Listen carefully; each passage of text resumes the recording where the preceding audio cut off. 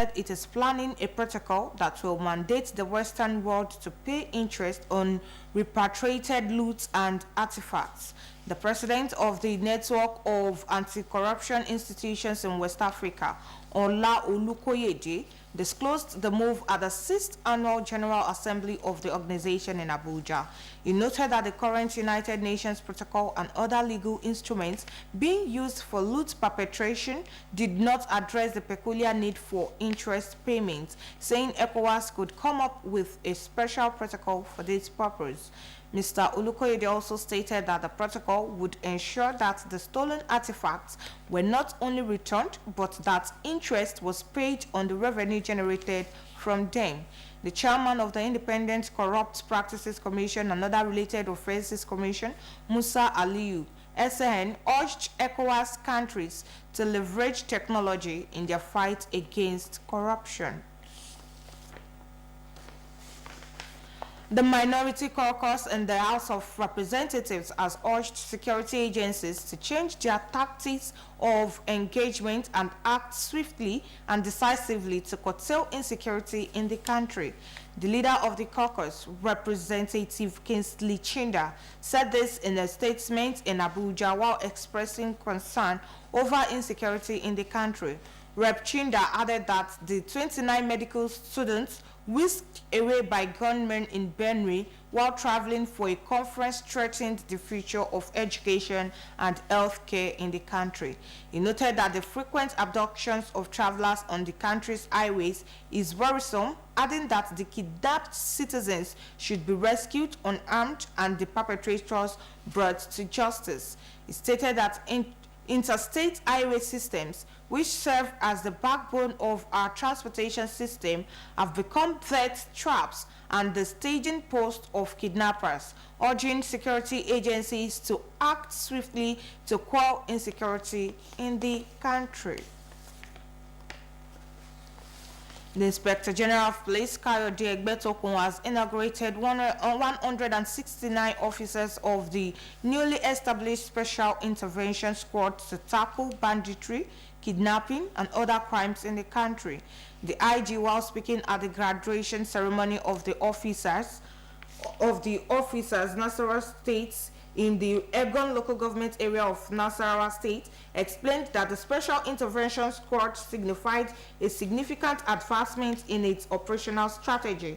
He narrated that the unit is meticulously crafted to fill the critical gaps in the police current system, adding that it would provide a robust mechanism for rapid response and high-impact intervention.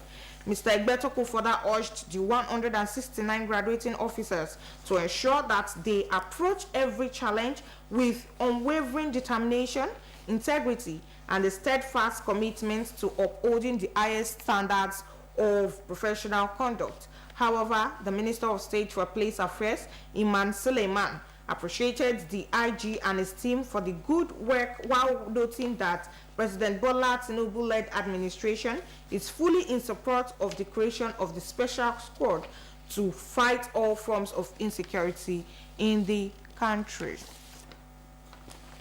The Nigeria Center for Disease Control has reported a decline in the number of suspected and confirmed monkeypox cases in the country over the past 4 weeks. The NCDC said this via its official website, stating that 51 new suspected cases were reported between epidemiological weeks 29 to 32 of 2024. According to reports, there was a significant drop from the 102 cases reported during the previous 4 weeks recorded across 26 local government areas in 18 states.